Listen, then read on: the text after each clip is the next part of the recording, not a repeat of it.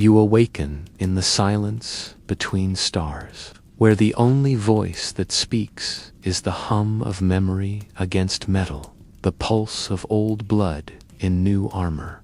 You are not a man, not entirely. You are what remains when war takes the name and time forgets. The face, the galaxy does not know you, but it remembers the sound your boots make on scorched dirt, the sharp inhale of those who see the curve of your rifle, the glint of Beskar at twilight. You are the Mandalorian, though even that word is hollow now, a prayer without a temple, a song without the last verse. You have no clan, only code, no family, only fragments. And yet, when the bounty puck lights red and the target flickers into view, your fingers move without hesitation, as though destiny is coded into sinew. You travel from world to world on a ship stitched together by hope and repainted regrets, the Razor Crest howling across the void like a ghost that does not know it's dead. Each planet offers a new silence, a different decay swamps that smell of rot and old empire, dunes that whisper of freedom and blood. You do not speak unless the creed commands it. You do not remove your helmet because the past is still watching, and then you find Himtha, child, the unspoken, not prey, not yet, green and small and ancient, eyes like moons before the tide. He looks at you not with fear, but with remembering. Something shifts, not with force, but with gravity. Your hand hesitates on the trigger. You have drawn on thousands, but this one does not scream or flee. He waits. You feel the pull, not just of bounty, but of something older. You bring him in, and yet do not let him go. You betray the client. You kill the ones who paid you. You run, and in that running, you feel again what it means to belong not to a guild or a cause, but to a single gaze that does not ask for anything but presence. You travel through the dust of Navarro, through the frozen hush of Maldo Kreese, through the silent wreckage of forgotten worlds, where old wars still echo and empires rot in orbit. The child Grogu, though that name comes later, sits in silence, hands small and powerful, touching levers and hearts alike. You become more than a bounty hunter. You become protector, guardian, perhaps even father. But the galaxy does not sleep. It watches. It hungers. Moff Gideon appears, not as a shadow, but a blade sharpened by imperial ruin. He seeks the child not out of mercy, but extraction. He wants power, and power flows through Grogu like water under ancient stone. You fight again and again, with blaster and flame, with jetpack and creed. You gather allies, not soldiers, but echoes of yourself, a disgraced shock trooper, a reprogrammed assassin droid, a grizzled Ognot whose name cool feels like a prayer of rest. I have spoken, he says, and you remember what certainty feels like. You form a tribe where none should exist. Each of them carries their own silence, their own war, yet they choose you and you them. It is not spoken, but it is known. You learn that strength is not in silence, but in what you protect. And so you carry him through flame and fear, through betrayals and bargains. You take off your helmet, not for shame, but to save his life. You break your own rules because he looks at you and sees not a weapon, but a home. The armorer tells you of Jedi ancient enemies of Mandalore, and you hesitate. Can you give him away? Can you let him go? Is the creed stronger than the bond? You travel to forests and ruins, searching for answers in ruins and whispers. You meet Ahsoka, and she reads the child's heart like scripture. He has formed an attachment, she says.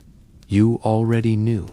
You go on to Tython, where the Force sings through stone. Grogu reaches out, and they come. Dark troopers, cold and unrelenting. You lose him. He is taken. You are empty again, but now you know what. Fullness felt like. You gather fire around you. Boba Fett returns, not legend, but flesh, marked and scarred. Fennec Shand walks beside him, lethal and loyal. Cara Dune bears the badge of order, torn between what is right and what is written. Together, you storm the storm. You face Gideon.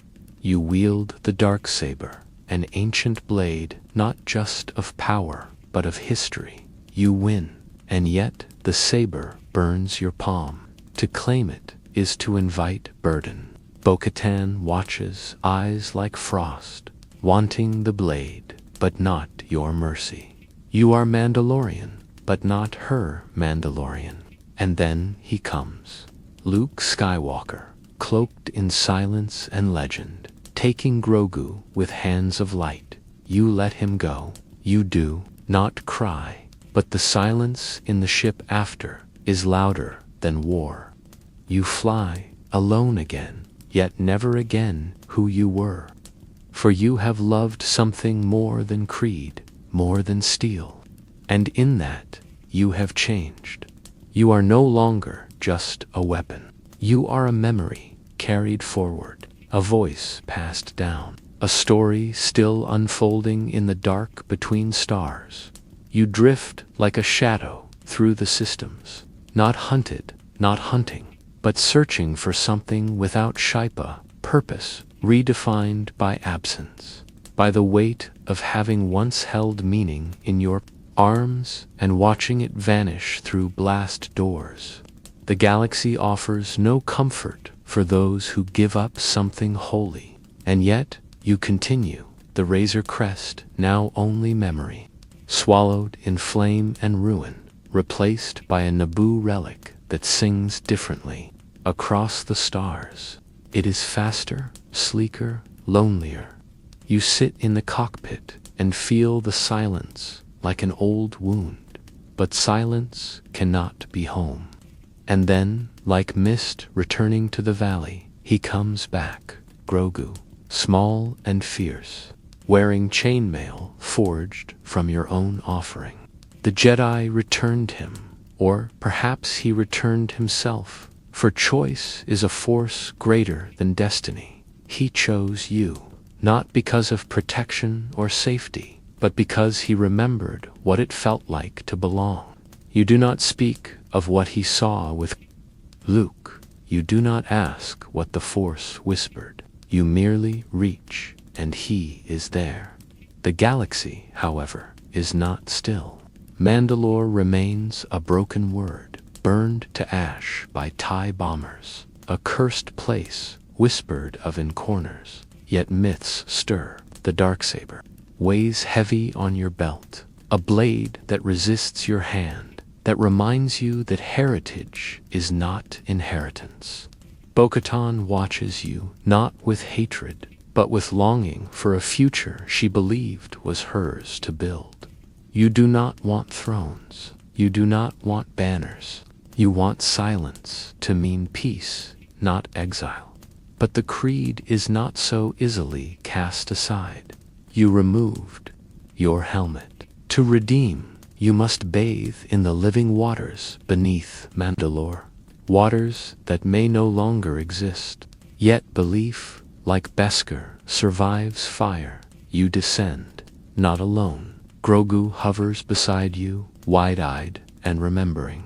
R5D4, a droid with ancient nerves, guides you through the ruin. The city lies hollow, bones of a civilization that once roared.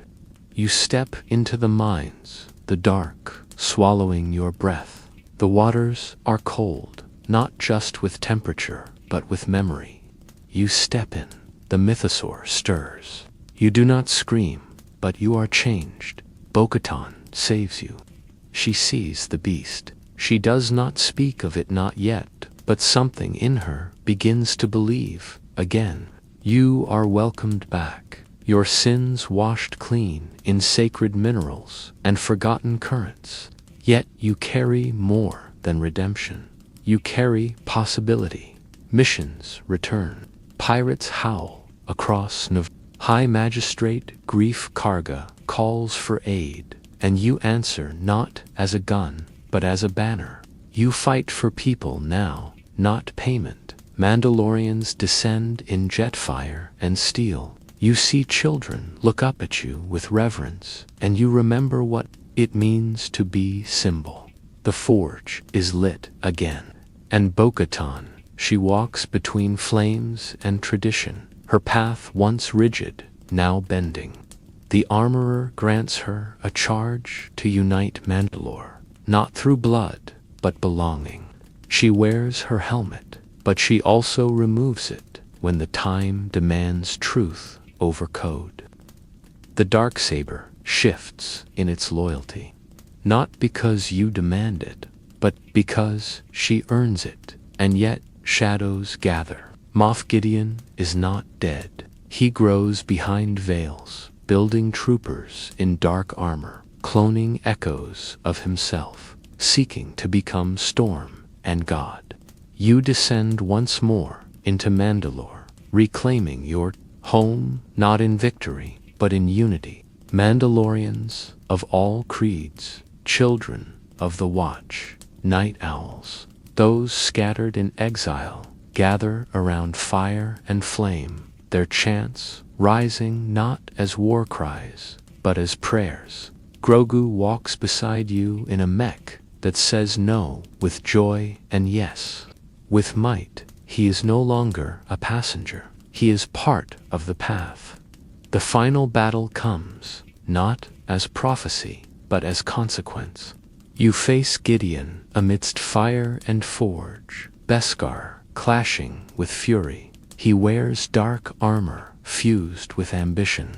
You fight not for glory, but for future. The Darksaber is crushed in his hand, and with it, the symbol shatters. But Mandalore does not fall, because it was never about the blade, it was about the ones who stood together. Bo-Katan ignites the forge. You kneel, not in submission, but in reverence. Grogu watches, his hand lifted, not in power, but in promise. You adopt him, not in word, but in creed. He becomes Din Grogu. You become Din Djarin, hunter, not exile, but father. The tale closes in quiet. You return to Navarro, a homestead, a porch. Grogu plays with frogs in sunlight, and you sip from your cup, watching the wind stir the dust. You are not fleeing. You are not fighting. You are living. And perhaps in that quiet, the mythos breathes anew, not in wars, but in memory, not in steel, but in spirit. You dwell now on the edge of peace, not as one who has forgotten the fire, but as one who has learned to let the flames burn behind, not within. The stars above your quiet home are not as bright as those you once soared through, but they are steady, familiar, and they do not ask anything from you. Grogu rests in the garden, where wind hums like lullabies, where frogs leap and hover unaware. They play in the presence of one who once bent the will of the galaxy's most powerful to protect them.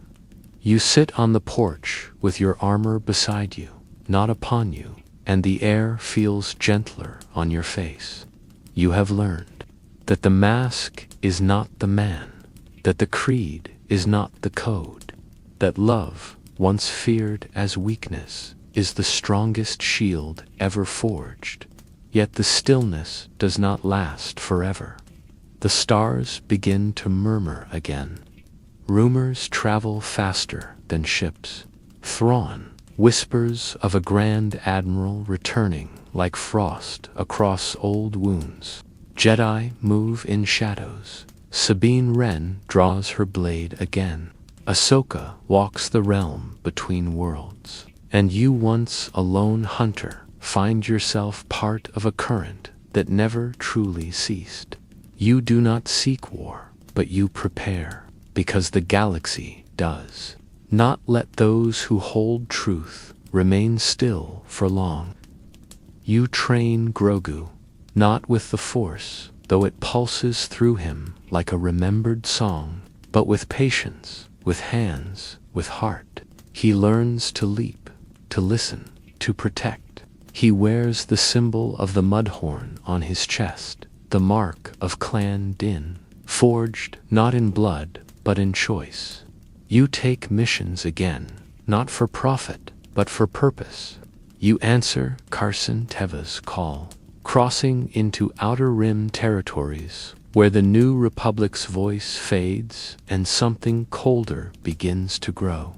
You see the cracks, the faltering, bureaucracy creeping where hope once surged. You speak less, but you are heard more.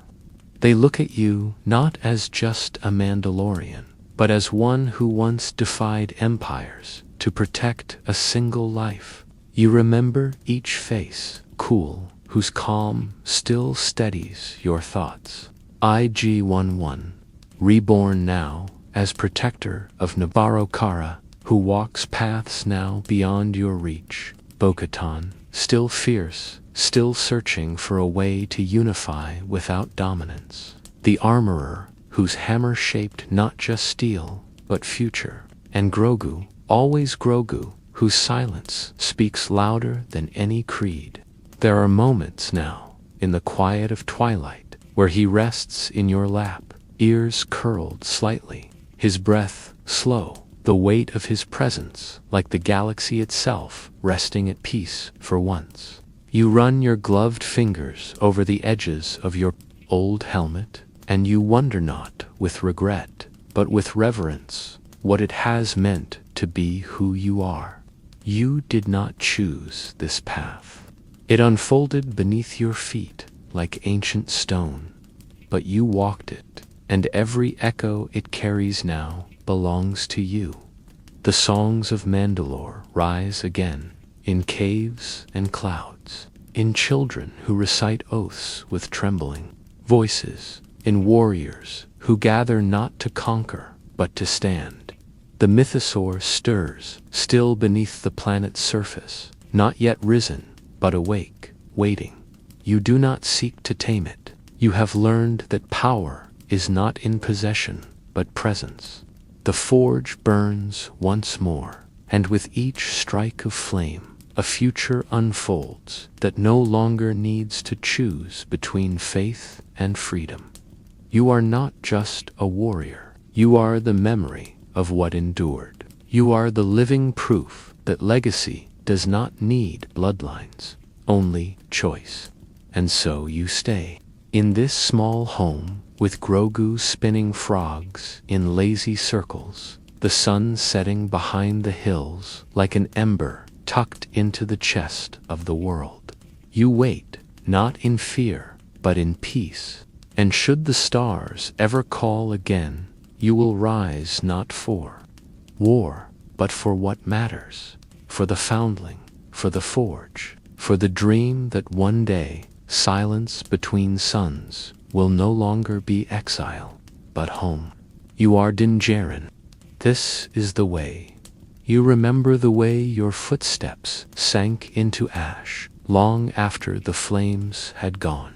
The weight of the child, wrapped in silence and starlight, pressed against your chest, as if the galaxy had folded itself into one fragile breath. The suns of Arvala burned low and soft when you first learned what it meant to hold something ancient without understanding. A creature not born of your world, not bound by your code, but tethered to you by something deeper than creed or contract. The child's ears twitched in sleep. unaware that the echoes of blasters and bounties still chased you through canyons where metal once ruled, unaware of the blood crusted beneath your gloves, unaware of the price you had not yet begun to pay. You walked through dust storms that smelled of oil and regret, your armor etched by time and thawing planets, your heart uncertain but moved by each coup, each glance, each touch that said he trusted you without reason. You were once a man who measured worth in credits and carbonite, who knew the rhythms of tracking fobs better than lullabies. But he changed the meter of your days, slowed the beat of your exile. The guild no longer welcomed you, and the stars themselves grew colder with every system you crossed. But he was there, always there, clutching the ball from your control lever like a talisman of faith, his eyes to lanterns in a world grown dim. Planets blurred past the viewport, each one stranger than the last swamps where lizards sang beneath red moons, peaks where snowflakes whispered of war. You never stayed long, always watching for the shadow of the empire, for the sting of betrayal that could come from a smile or a handshake.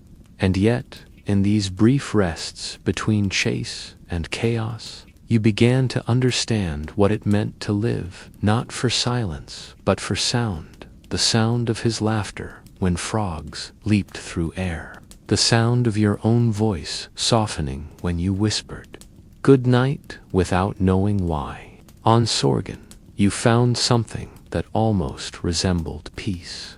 The villagers brought you food, not out of fear, but hope. They touched the child's hand and called him beautiful. You shared firelight with a widow who asked you to stay. You almost said yes. You watched Grogu play with other children, his tiny robes wet with river water and joy. He smiled and looked back at you, unsure if he was allowed this happiness. But danger does not sleep. Attestes roared through the woods like beasts awakened by joy, and you fought again, side by side with strangers who chose to believe in something. You left because to stay was to endanger them. You left because love unguarded draws blades. You left because you were still learning how to hold a world without crushing it. He curled into your arms once more as you lifted off, his head resting against the Beskar plates that no longer felt like armor, but burden. You traveled then through deeper waters, seeking old contacts, trading favors with scoundrels and saboteurs. You watched as Grogu began to stretch his hand toward the world, halting blaster fire with invisible grace, lifting beasts with a glance, eyes closed like a monk in prayer. You did not understand it, but you knew it was rare, sacred, and terrifying. You felt small beside him, like a weapon beside a miracle. You met Cara Dune on the fields of Navarro, her fists sharp with purpose, her past worn across her knuckles. She fought with you, drank with you, guarded the child, with the kind of silence that speaks louder than vows. Cool was there too, gentle and sure, his voice like ancient stone. "I have spoken," he said, and you listened, because his words came from a place untouched by ambition. He built IG-11 anew, forged a nurse from a killer, and for a moment you believed that redemption was possible. But not all things are made whole. The Empire came. Gideon came. He rained fire upon your makeshift family and demanded the child, not with greed, but with purpose. You saw in his eyes the hunger of empires that need to control what they do, not understand. You fought back, in streets lined with your own sweat and fear. You were wounded. You bled beneath the armor. IG-11 carried you, bathed your head, soothed your pride.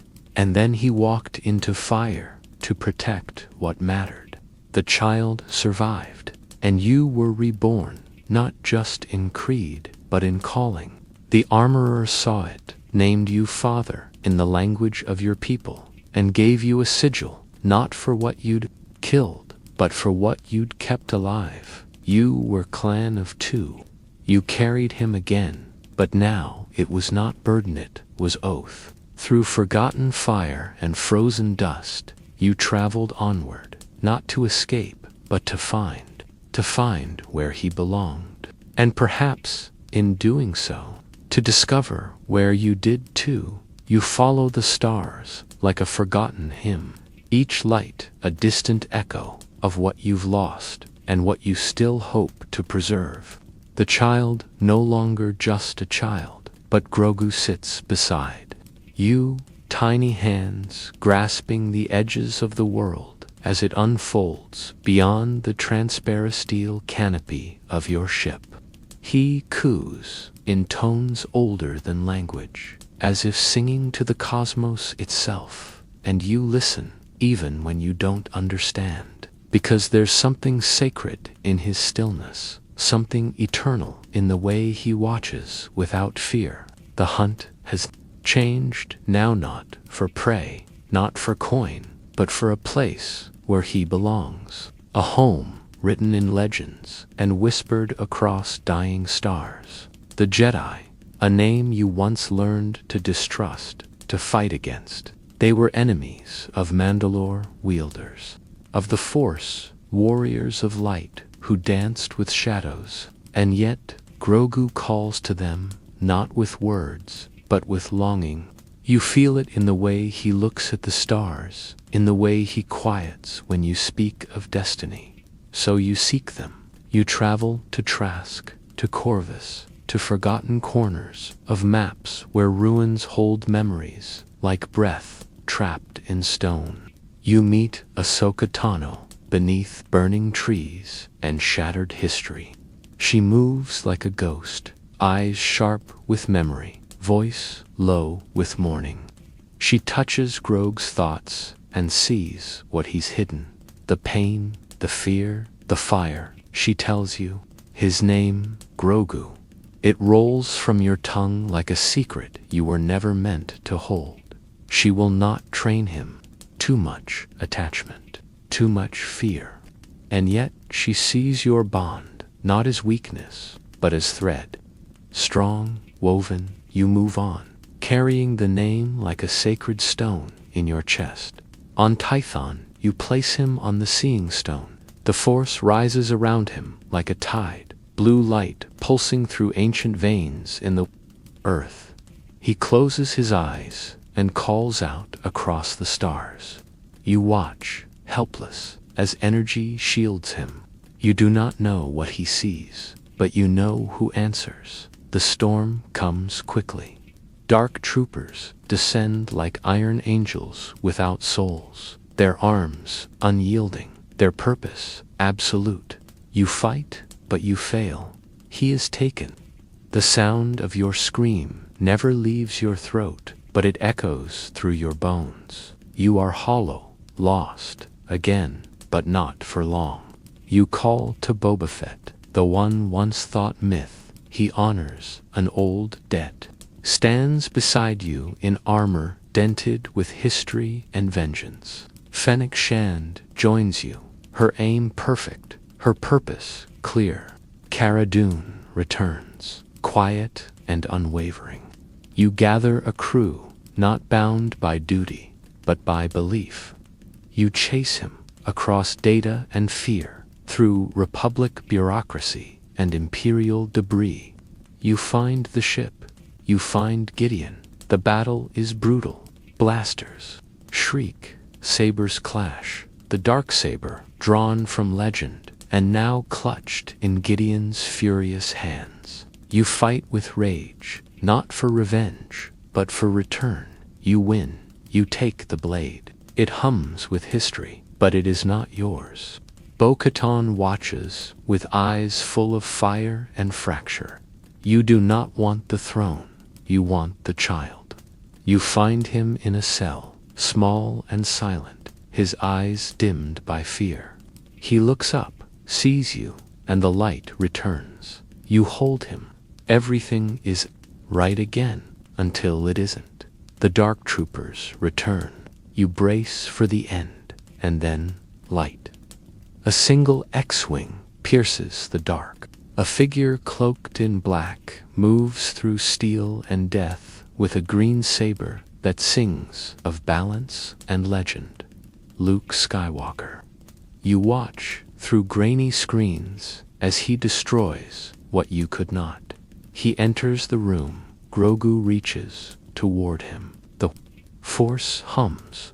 Luke speaks gently. He is strong, but he needs training. You are silent. Your heart breaks, not with pain, but with love. You kneel before Grogu. You remove your helmet. Your eyes meet his. No armor between you now. No code. Just face, just love. He touches your cheek, and you let him go, because that is what love demands. He leaves with Luke. The door closes. You remain. The silence after is a new kind of storm, but you do not run from it. You carry it. You return to your ship, to the stars, to the path, not as hunter, not as lost, but as someone who knows what it means to give away your heart and keep walking. The dark saber burns on your belt, heavy not with desire, but with destiny.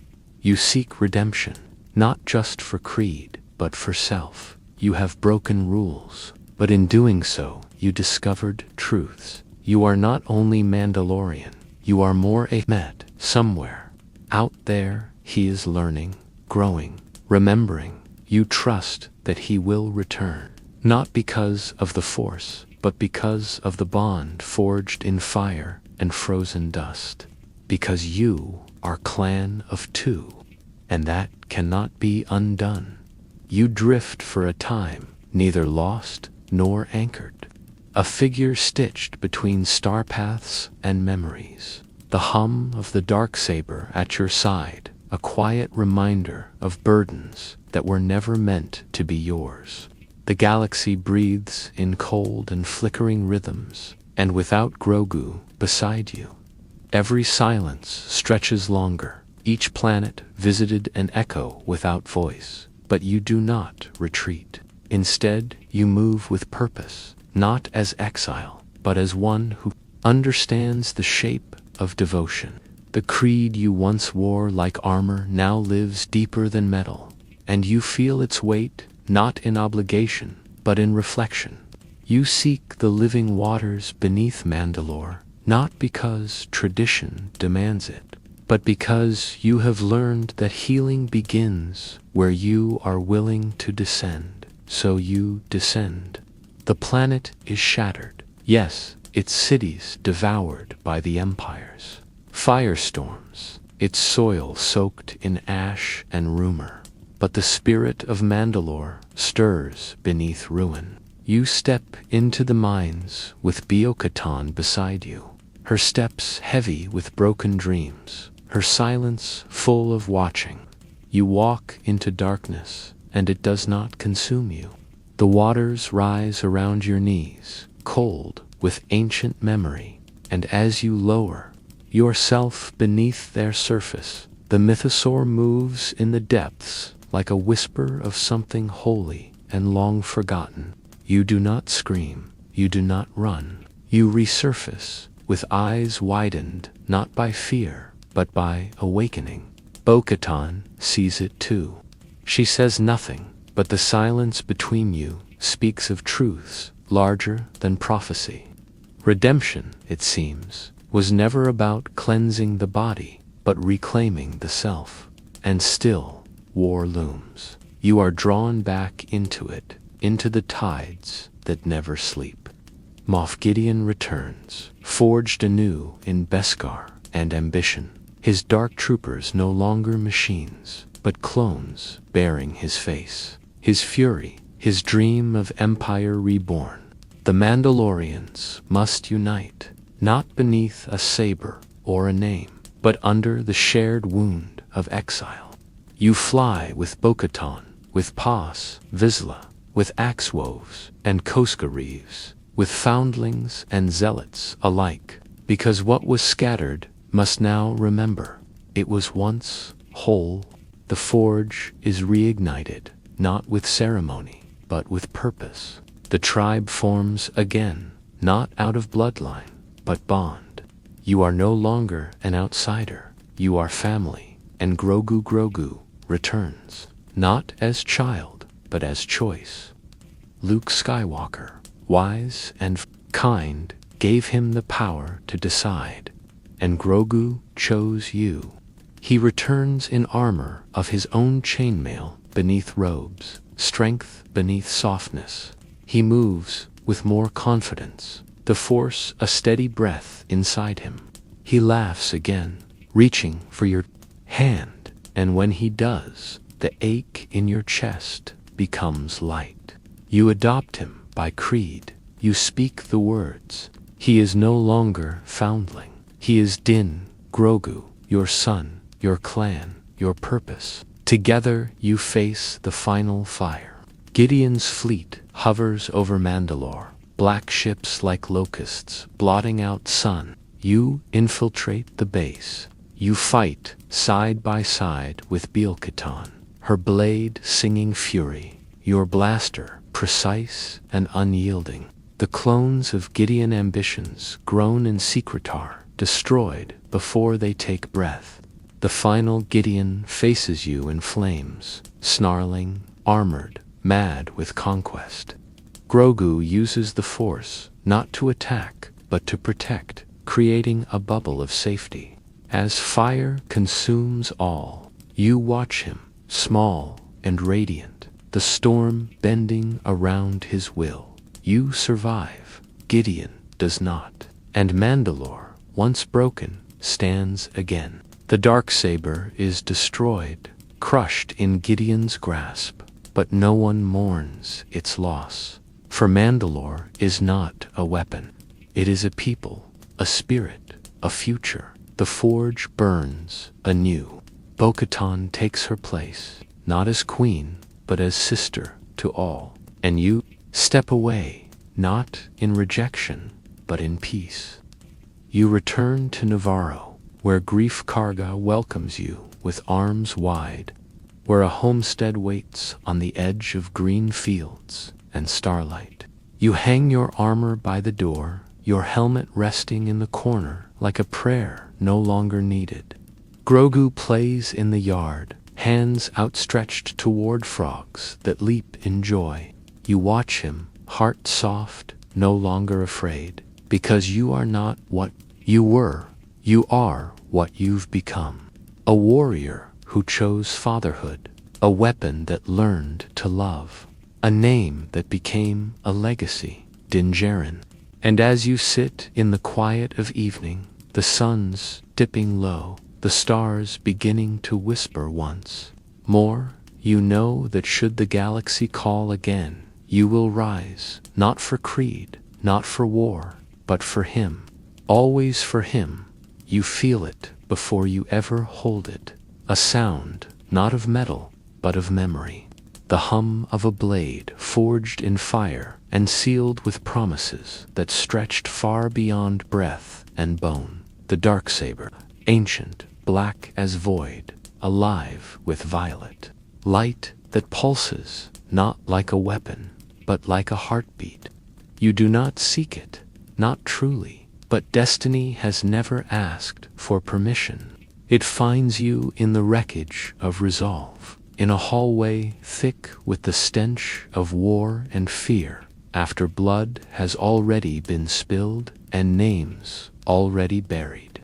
You disarm Gideon, not out of conquest, but out of need, and suddenly the blade is yours. But ownership is not acceptance. The hilt is cold, heavy. It resists your grip like a creature half awake, snarling beneath your palm.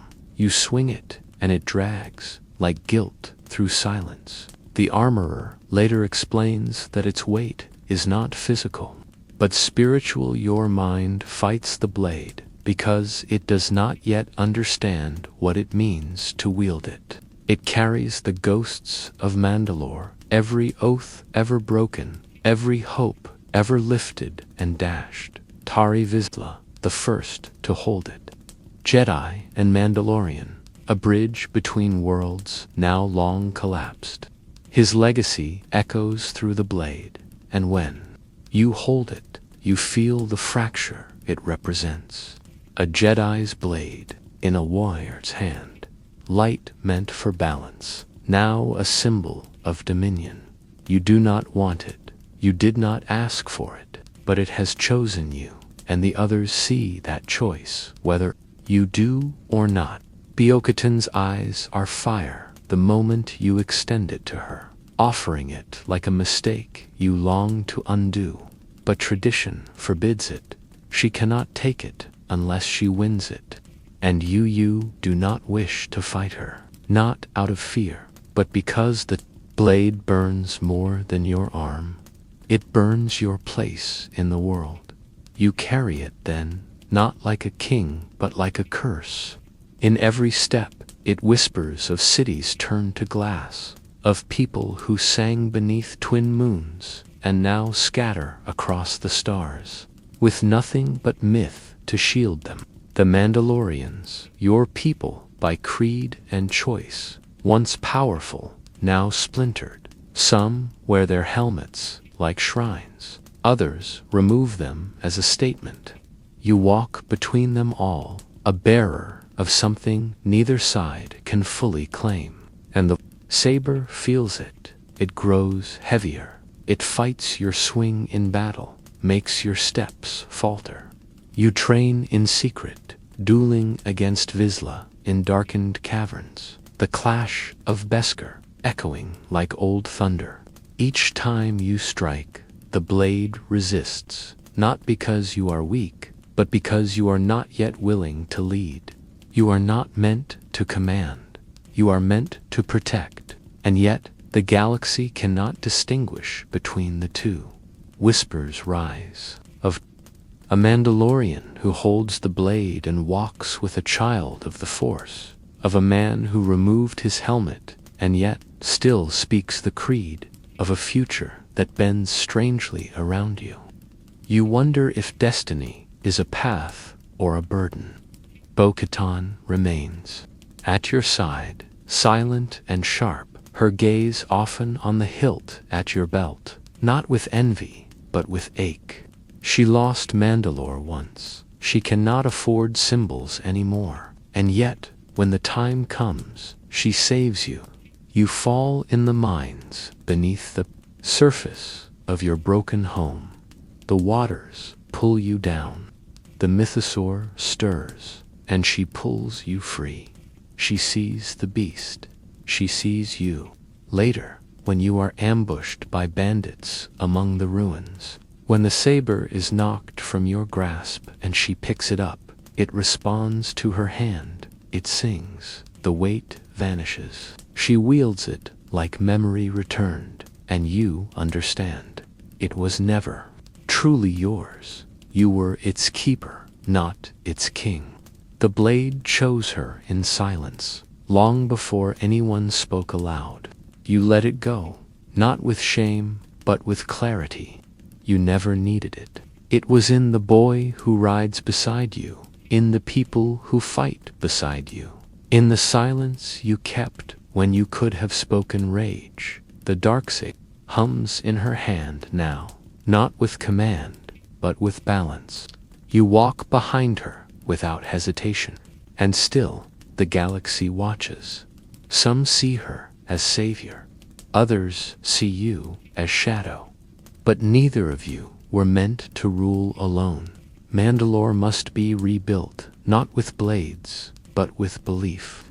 The saber is past, but your oath remains. You are not less without it. You are more, because you no longer mistake power for purpose. You no longer need the darksaber to define you. You are Din Djarin, And you carry something even older than any weapon, love, that does not yield, and a vow that does not rust. You walk now through the hollowed bones of your people's past, the dark saber no longer clutched in your grip, but its memory still flickering. At your side, like the last flame of a dying star, and though you have surrendered its hilt, you carry something deeper, understanding born from release, not conquest. The forges of Mandalore call to you in your sleep, the rhythm of hammer against steel echoing through dreams shaped by fire and flood. And you see your ancestors, not as warriors in victory, but as survivors in ruin. You see their ghosts, not crying out for vengeance, but whispering, rebuild. Bo-Katan walks beside you, her armor glinting with the resolve of someone who has failed and still chooses to stand. She holds the blade now, and though it once resisted you, it bends to her will not, because she is perfect, but because she has learned to carry loss without letting it shape her hands into fists. The others follow her, children of the Watch and exiled warriors, night owls and scatterlings from ruined Moonzal, drawn not to titles but to truth. The saber glows when she speaks of unity. It dims when she is silent. You feel its song even now, distant but insistent, like a tide still tugging at your feet, even though you have walked inland. And yet, the galaxy does not pause for healing. The Empire's remnants swirl in the shadows like ash caught in wind.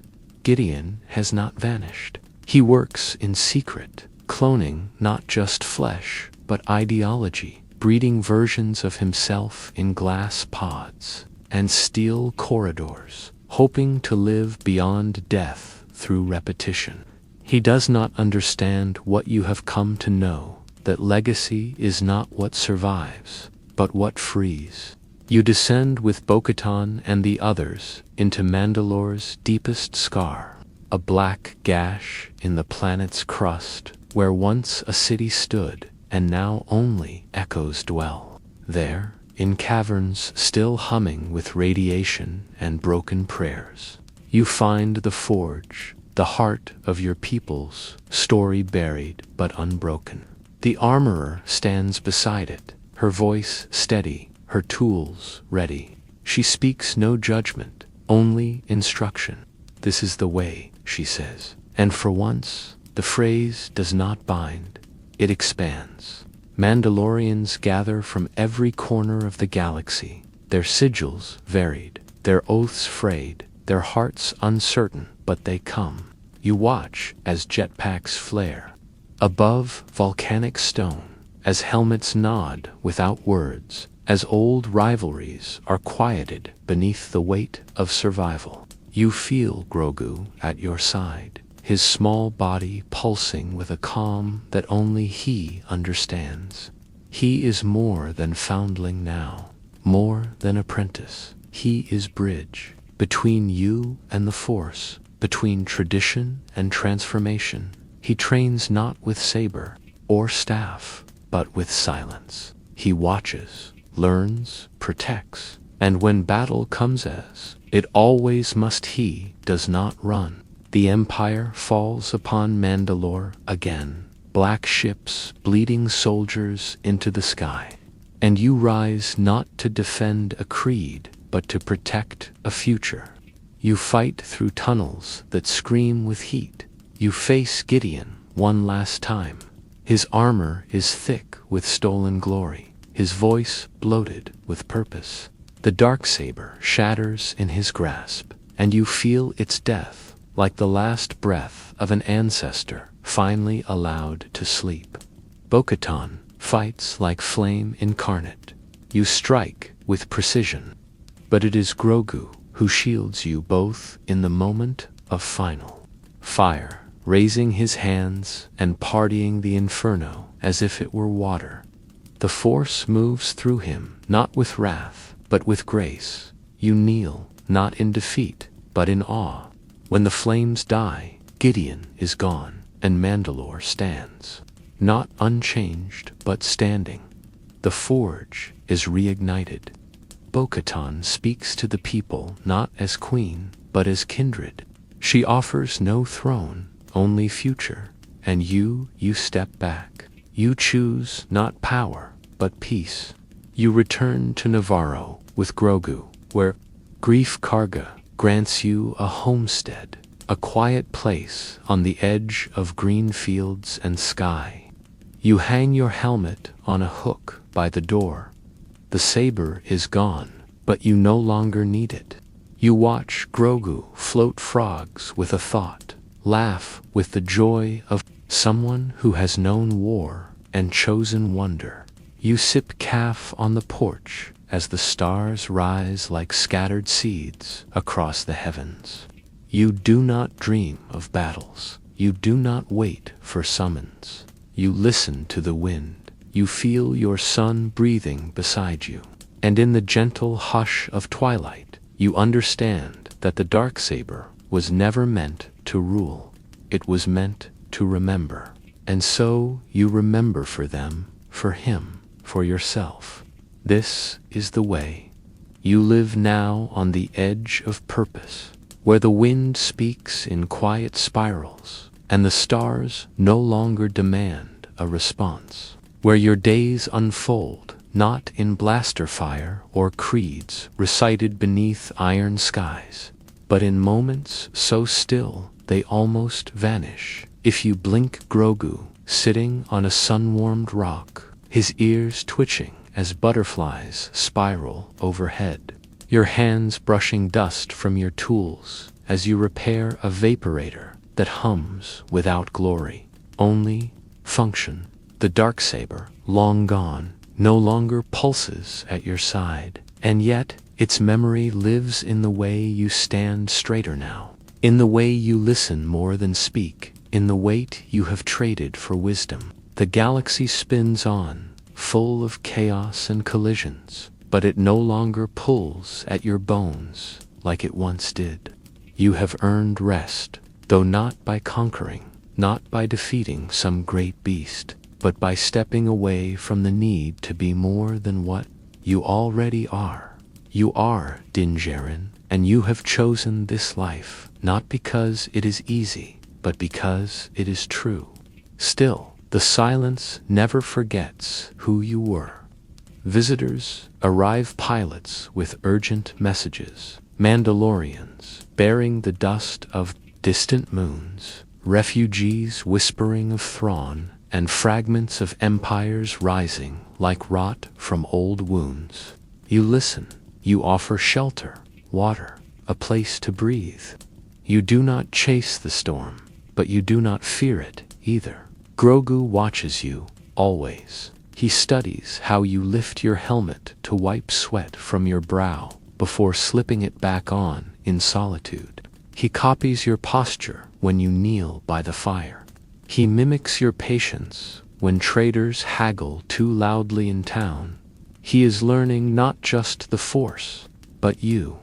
One evening, as dusk melts into the earth and stars slip silently into the sky, Grogu walks to you with outstretched hands. You feel the gentle push before he even touches you, a nudge, not of power, but of invitation.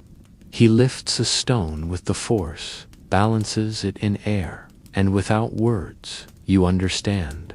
He is ready, not to leave, not to become something other than your son, but to grow, to protect not just himself, but what matters. The next morning, you take him to the fields beyond the ridge, where flowers sway like forgotten banners and the soil is soft from recent rain. You kneel and draw the mud-horn sigil into the dirt. Grogu watches, eyes wide, and then, without instruction, he presses his hand beside it. His small fingers blur the lines, and for a moment, it is neither symbol nor tradition. It is just love, drawn in earth and spirit. The Darksaber never taught you this. No ancient weapon could. This bond, this surrender, this quiet. Days pass, then weeks, and though your hands still tighten on your blaster whenever shadows move too quickly, you learn to unclench faster. You begin to sleep longer. The nightmares grow quieter. Sometimes you think of Bo-Katan, of the forges still blazing beneath Mandalore's fractured crust. You think of the armorer, of her patience and silence, of Paz Vizsla's sacrifice, of Gideon's scream swallowed by fire, of Luke Skywalker's calm, of Ahsoka's clarity. You carry them all, not in grief, but in gratitude. You are not alone. You never were. One evening, Grogu floats a cluster of stones into the shape of a helmet and looks to you for approval. You nod, but you do not rush him. You have learned that becoming cannot be forced, that legends grow slowly, that peace is not the absence of battle, but the choice not to carry it where it does not belong. You are offered contracts from time to time, small ones, harmless ones. You accept a few. You teach Grogu to track, to disarm, to speak through gesture and instinct. But you always return before sundown, always return to the porch. The child knows this rhythm now. He builds his days around your shadow. You sit together in long silences, and when he reaches up to touch your gauntlet or press against your knee, you understand that he remembers everything, not just the danger, but the rescue, not just the fear, but the flight. One night, the wind carries a sound you haven't heard in seasons. Single ship, old but familiar, touching down just beyond the ridge. You stand, pulse steady. Grogu floats beside you. A silhouette approaches. Bo-Katan, her armor weathered, the saber long lost, but her presence unmistakable. She does not speak of thrones or flames. She speaks of healing, of foundlings multiplying beneath the rebuilt forge, of young ones asking about the man who once held the darksaber, but chose to give it away. You nod, you do not boast. She places something on your table, a pendant, shaped like the mythosaur. We are remembering, she says, and for a moment, the silence swells. She looks at Grogu, he looks back, and then she leaves, not as a commander, but as a friend. You sit again. The stars return to their patterns. Grogu leans against you, small fingers tracing circles in the wood. The darksaber, once a burden you could barely lift, has left no scar, only shape, only story.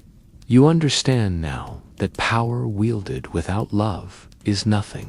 That legacy without compassion turns sharp. You remember Tari Vizsla, not as a warrior, but as someone who tried to be both light and fire. You forgive him, you forgive yourself, and as the moons rise higher, as Grogu sighs and drifts into sleep, you know this story is not finished, but for now, it is at rest.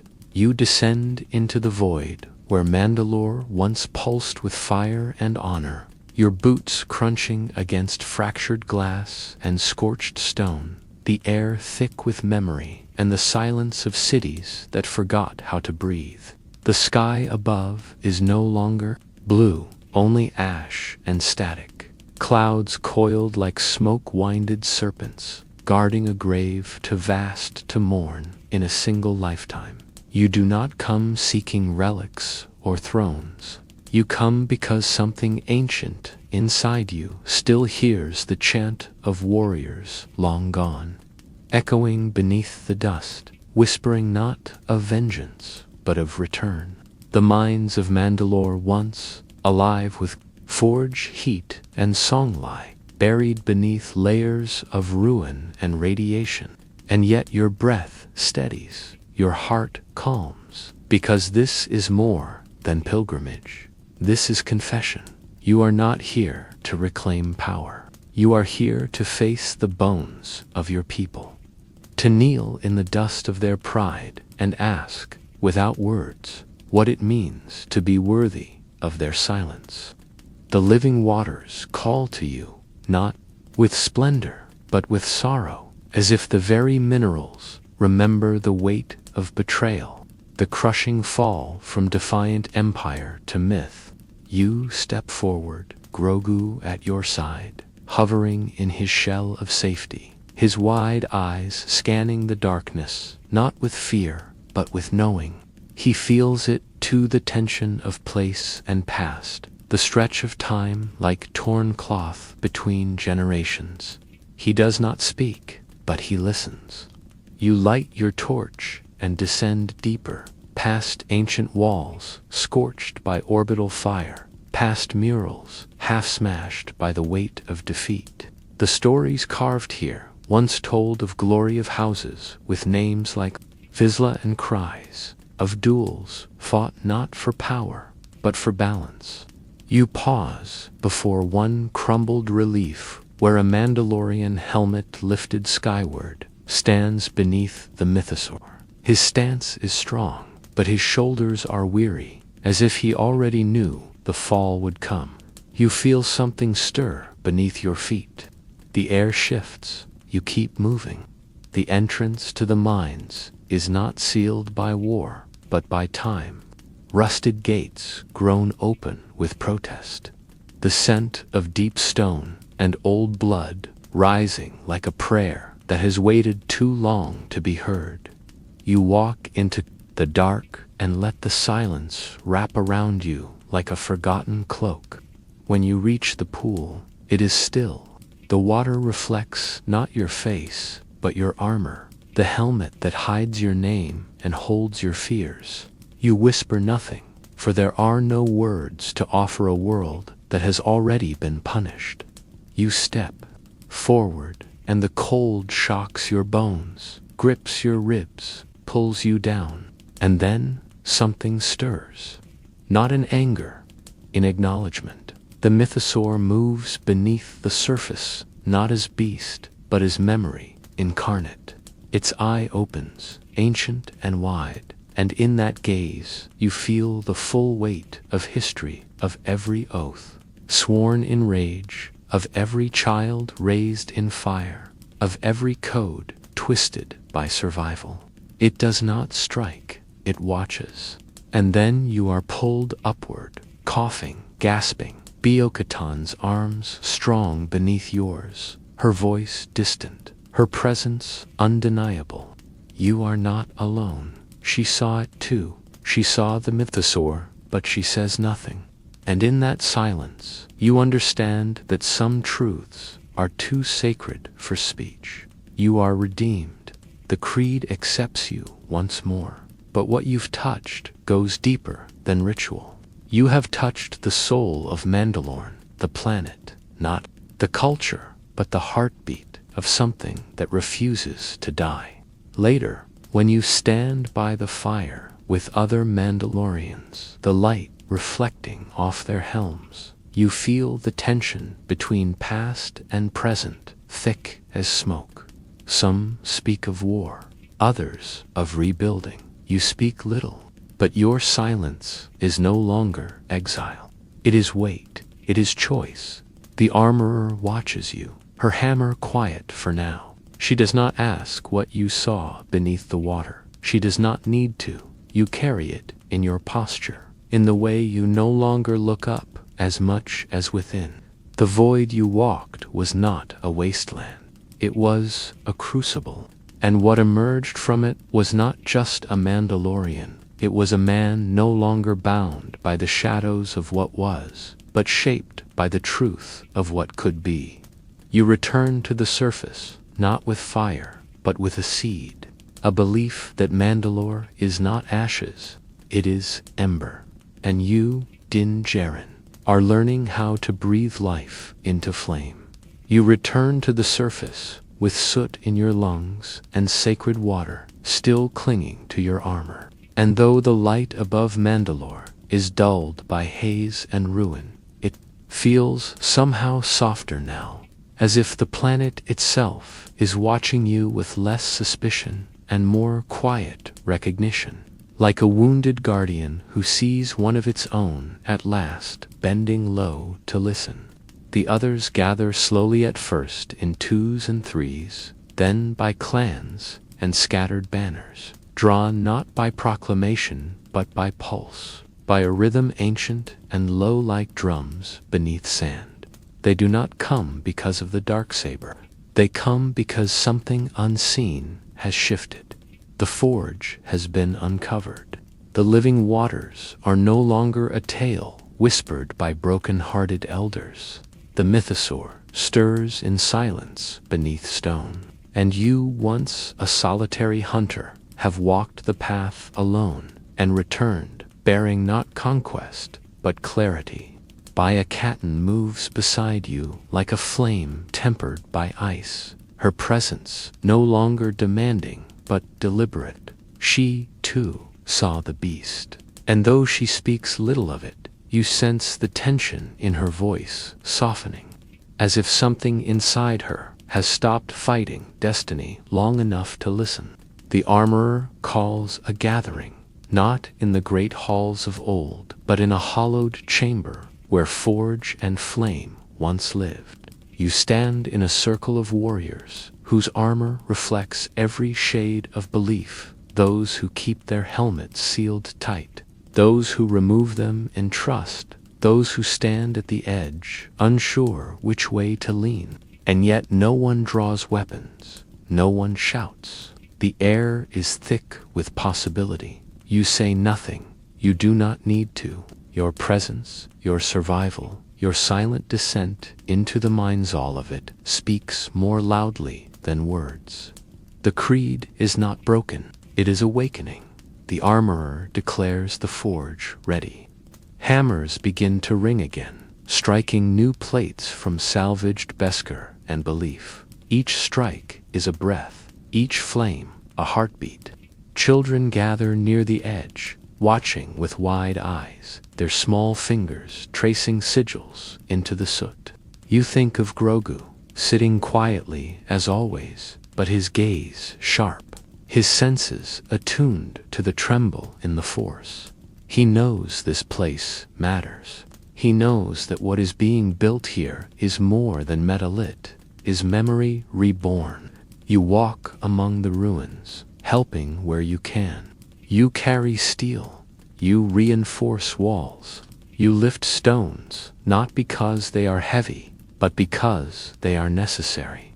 And in doing so, you feel the weight within you begin to balance. You are not rebuilding a kingdom. You are planting a home. Nights come cold and silent. Fires burn low. The stars above Mandalore peek through smoky clouds like shy witnesses to rebirth. You sit with Grogu beneath a collapsed archway, pointing at the sky, naming constellations not from charts, but from memory that one marks. Navarro, where you saved me.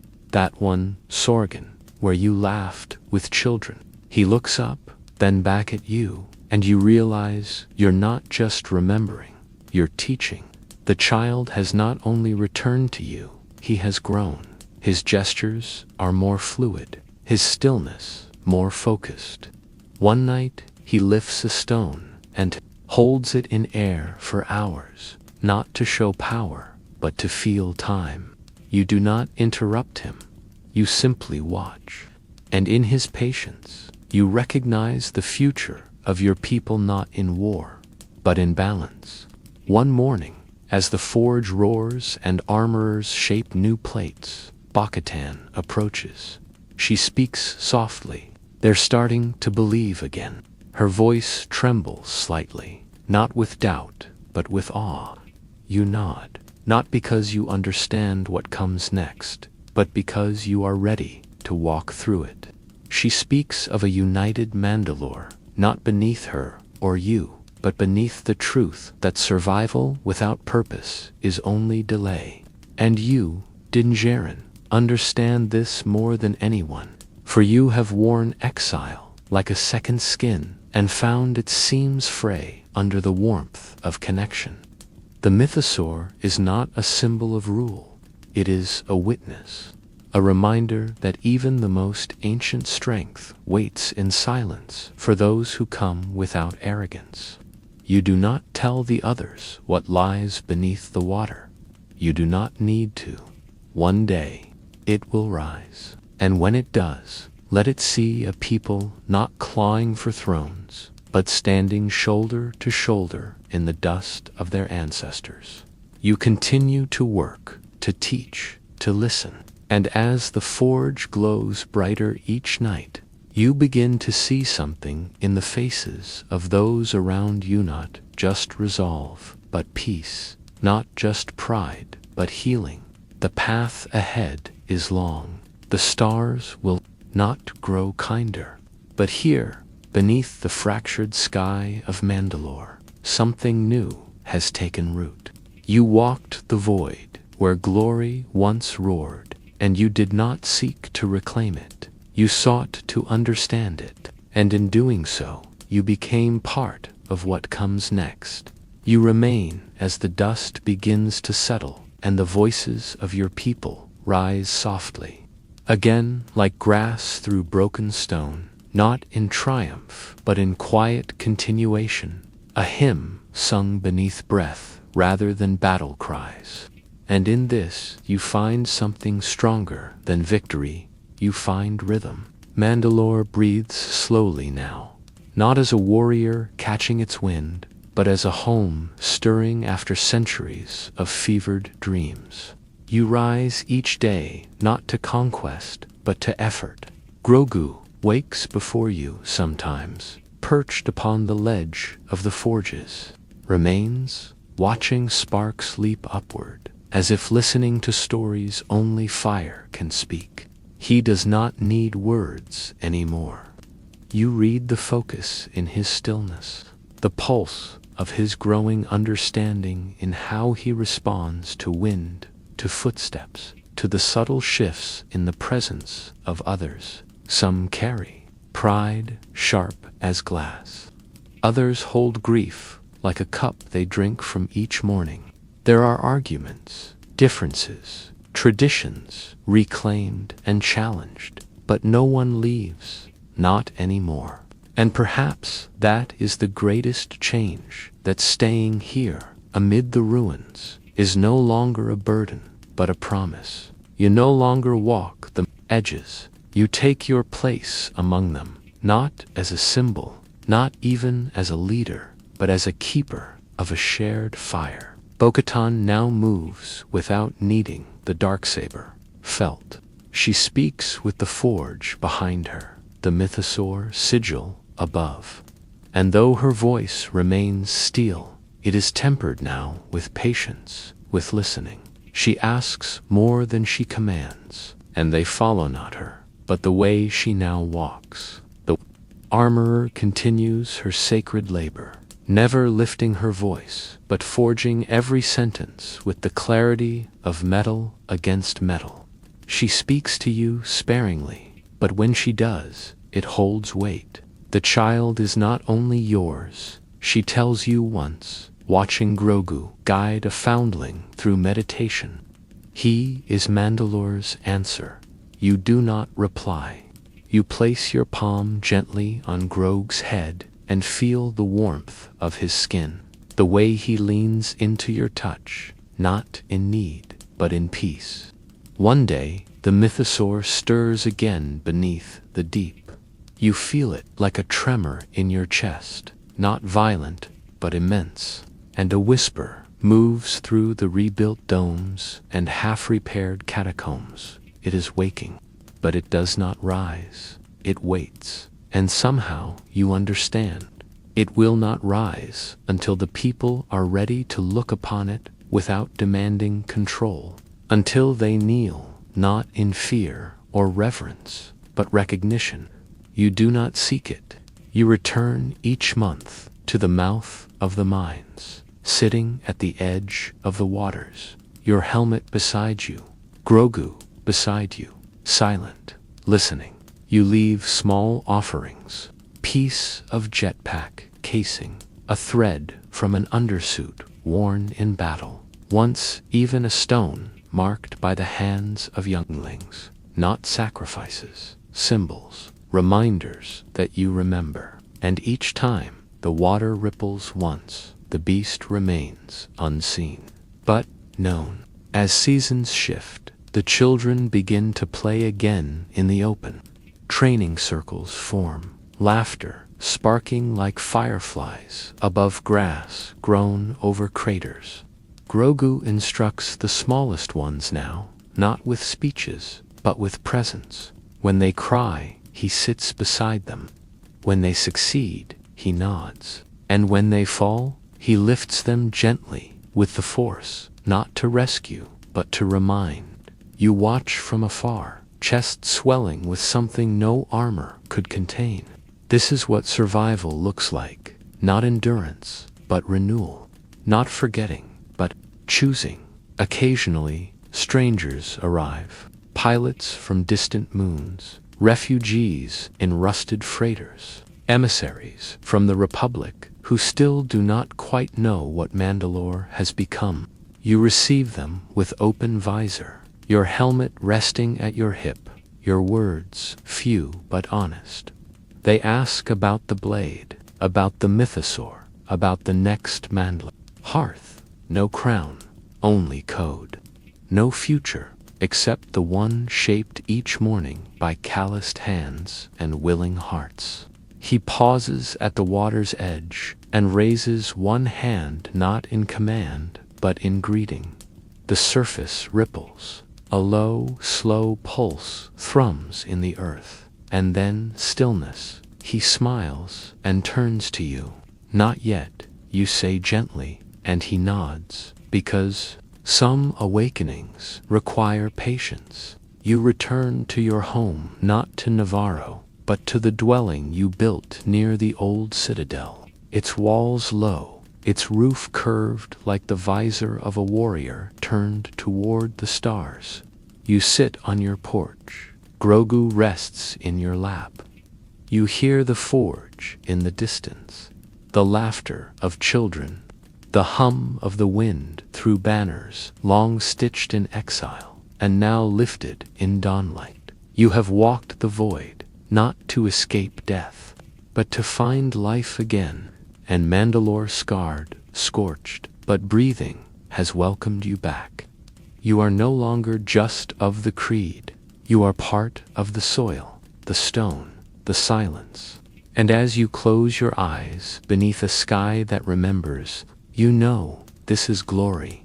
You did not know what salvation looked like until it blinked up at you from the shadows of a cold pod, eyes wide with the echoes of stars long gone and innocence, untouched by the logic of war. And in that moment, quiet and sharp, like the breath before a storm, you forgot the bounty, forgot the creed, forgot the codes burned into you by years of survival.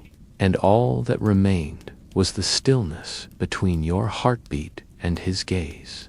He did not speak, but you heard him anyway. He did not cry, but something inside you softened, as if it had been waiting for a reason to be undone.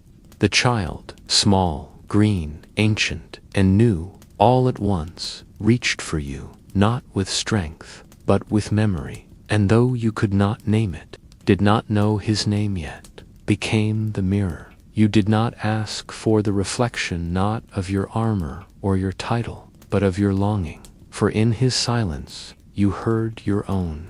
In his gentleness you felt the fracture you had hidden behind Beskar and breath. You became his guardian out of instinct, perhaps, but instinct is where truth lives before it has words. Across ice worlds and mining colonies, through jungles that whispered of death and towns that spoke in fear, you held him close when blaster fire lit the sky, your own body the shield, not because creed demanded it, but because something deeper had begun to stir. A vow not spoken but lived. He watched you, not like a child watches a parent, and in his watching, you became more careful. You began to speak to him, not in words of command, but in gestures of meaning. A hand outstretched to guide him across stones. A nod to say, "It's safe now." A whisper to say, "I see you." He responded with laughter, with coos that broke the silence of your ship like morning through frost, with moments where his small hand would touch your glove and linger, not to take, but to remind. You were once only a weapon. He was once only a target. But now you were both becoming something else. You began to change without noticing it. You took fewer credits, asked more questions, stayed longer in places where people had names and stories. You noticed the way he tilted his head at music, the way he glowed when children played nearby. You began to wonder if joy was something earned or simply remembered. The others noticed. Cara Dune, with her quiet strength and scarred fists, cool, who spoke like stone shaped by rivers. Even IG-11, reborn in kindness, understood the weight of the bond forming in the quiet between you and Grogu. They did not question it. They only protected it, because they saw what you could not yet say, that in his presence you had begun to shed the pieces of yourself that had only ever been armor. But peace was not patient. Moff Gideon hunted from the shadows, his obsession a storm that would not pass. He wanted Grogu not for who he was, but for what he could be twisted into. And you stood in the gap. You faced down battalions, infiltrated cruisers, risked everything, not for creed, not for name, but for the weight of his small head against your chest. When you removed your helmet for him to see your face, not your legend, it was not a breach of code. It was a declaration that this child, this foundling, this being with ears like wings and power older than stars, had undone you in the best way. And when you gave him to Luke your hands, trembling not with fear, but with love stretched thin, you knew what loss meant, not the kind that kills, the kind that changes. You watched him go, his ears lowered, his gaze lingering. You stood tall, but inside, the ruins trembled, because you were no longer just a man in armor. You were a father, and your salvation had walked away. But the Force is not cruel. It listens, even when it does not speak. And Grogu returned, not as lost, but as found. He chose you, not because of safety, because of love. And you, broken and mended and changed again, held him close without the need to explain. In his eyes, you no longer saw mission, you saw meaning, and in the glow of his gaze, you remembered who you once hoped to become. You carry him now, not as burden or obligation, but as rhythm, as if your body has learned to breathe in tandem with his presence. Each of his small glances, a verse, each of his silences, a space where the past is folded into the present like a thread through leather, tight and meaningful. Grogu no longer clings to you out of uncertainty. He walks beside you, floats when needed, steps forward when the moment calls. He has learned not from temples or books, but from the weight of your footsteps, the calm of your stillness, the way your hand rests on your blaster, not in threat, but in promise. And you have learned that fatherhood is not spoken into being. It is proven in every moment you choose to stay. The galaxy watches, of course, as it always does. Its eyes are narrow slits in every corner, in every saloon where mercenaries drink. In every briefing room where New Republic officers whisper about a Mandalorian and his green companion shaping something they do not understand, you no longer care for the names they give you: apostate, protector, traitor, hero. They are all too small. You are simply his, and he, somehow, is all of you. The ruins of your salvation lie behind you, now not in shame, but in reverence. The life you once knew, a ship that no longer flies, bounties stacked like credits on rusted steel. The creed repeated without heart has peeled away like the hull of something fallen from orbit. What remains is raw, but it is real. Together, you wander through worlds cracked by time, forest planets where the trees hum with slow songs, seaside cliffs where Grogu laughs as the wind tries to lift him from the edge, lava flats where your shadows stretch long across black stone, and you sit in silence as the heat reminds you of battles you both survived.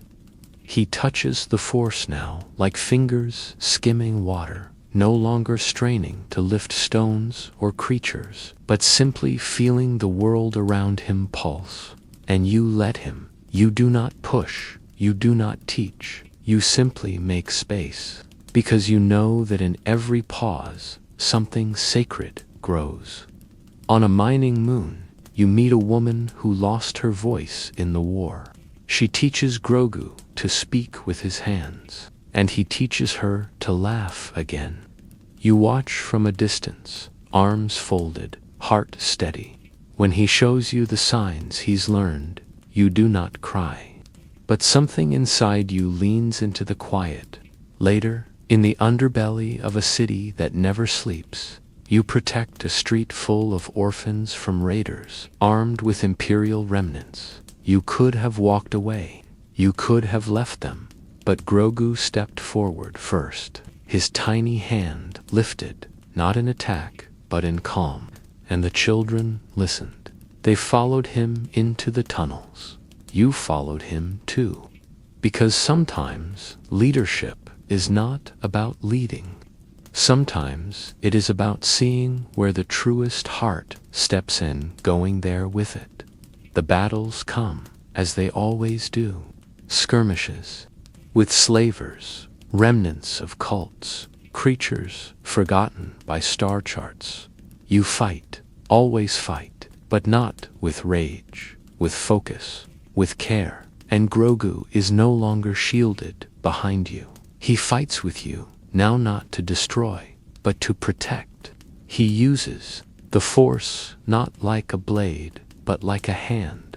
He stops rocks from falling. He calms beasts turned violent. He opens doors locked for centuries.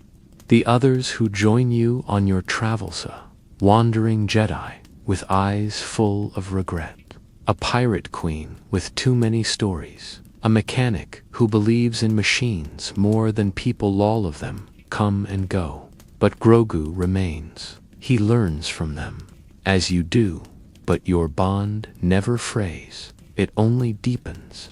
You begin to understand that the Force is not magic. It is memory. It is every moment that chose kindness over conquest. And Grogu is not its vessel. He is its reminder. You stop wearing your helmet as often, not out of rebellion, but because you have learned that he reads your face like scripture. When you smile, his ears lift. When you frown, he tilts his head. When you weep quietly in the dark, because sometimes you do, he curls into your lap and hums low like a lullaby that comes from stars you have not yet reached. One day, on a plateau overlooking a valley of blooming wildflowers, he asks to meditate. You sit beside him, legs crossed, armor warm from sun, and close your eyes, and in that moment, you feel it. Not the Force, not even his presence. You feel yourself finally unclenched, finally unburdened, For in Grogu's eyes, you did not just find salvation. You found yourself without armor, without legend, without fear, just a father. Just a man who chose to stay. You wake each day no longer wondering who you are, but simply living as the one who stayed, who did not run when the world turned, who did not break when the child chose to love you. And now the air itself seems lighter, even in places where war once scorched the soil, because Grogu is here, and where he is, the galaxy softens its edges and remembers what peace once felt like. You walk the outer rim, not as a shadow or legend, but as presence, quiet, certain, known only by the way your footfalls refuse to echo, and by the way the child at your side seems to command silence from the stars themselves. You settle where you can, helping rebuild what others lost. You move from farms ravaged by bandits to towns where children no longer play, and each time Grogu finds something to lift a creature to heal, a wall to steady, a heart to comfort. You do not ask this of him. He simply does it, knows what it means to be saved and to save in return.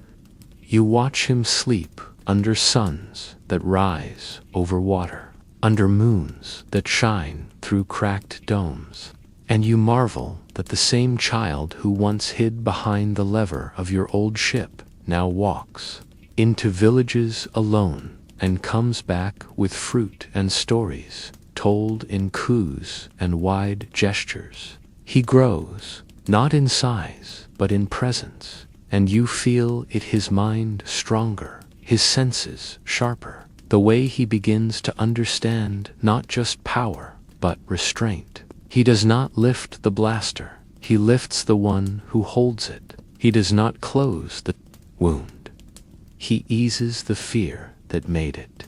You carry no saber, no banners, no creed beyond the vow you made in silence and sealed in sacrifice. You are father first, warrior second. He is son, and in his tiny hands he carries the shape of something far greater than destiny. He carries choice. And every time he chooses, you are reminded that no myth, no empire, no old code can ever speak louder than the bond you share. You return to Navarro only once, at Grief Karga's request. The town has changed, cleaner now, more open. Children run without fear. Droids carry crates of fresh harvest. You are offered a position, marshal perhaps, or advisor. You decline. You have found that permanence is not the same as peace. You stay a while, help repair an old well, share stories by firelight. Grogu makes friends, but always looks back to be sure you are near. You never leave his sight. In the quiet of one evening, Grief places his hand on your shoulder. You gave us more than protection, he says. You gave us reason. You nod, say little, because you have learned that truth does not always need to be spoken. Before you leave, the children paint Grogu's likeness on a wall beside a mudhorn crest. He traces it with his finger, smiles, and you feel the weight of memory settle soft inside your chest. On another world, you meet an old Jedi, not Luke, but one long thought gone, who walks the desert without name, only purpose. He studies Grogu, kneels before him, and speaks words you do not understand. Grogu responds, not aloud, but in the force ripples of presence between them. When it ends, the old Jedi turns to you. He has chosen the harder path. He says he loves. Therefore, he leads. You nod. Not because you fully understand, but because you have learned to trust what Grogu chooses. You travel again. You heal small places. You teach where you can. And always always. You listen to the wind, to the stars, to Grogu. He hums when he is content. He presses against your chest when he is afraid. Still plays with frogs. Still reaches for your face. And you, who once feared the loss of identity beneath a helmet, now find your truest self in the gaze of a child who saw you before you knew how to be seen. One night, beneath a sky full of quiet light, Grogu builds a small cairn of stones. You sit beside him, your armor dulled by time and dust. He places a final stone on top, then looks at you. You know without asking, it is not a grave. It is a memory, a marker, a place to return to. You reach over, place your hand on his, and feel the warmth of legacy, not written in war, but in love. You remain there until dawn. You speak little, because silence is now your language. And when the light breaks over the edge of the valley, you rise together, not to fight, not to flee, but simply to walk. For in Grogu's eyes, you saw the ruins of your own salvation, and from those ruins, you built something whole.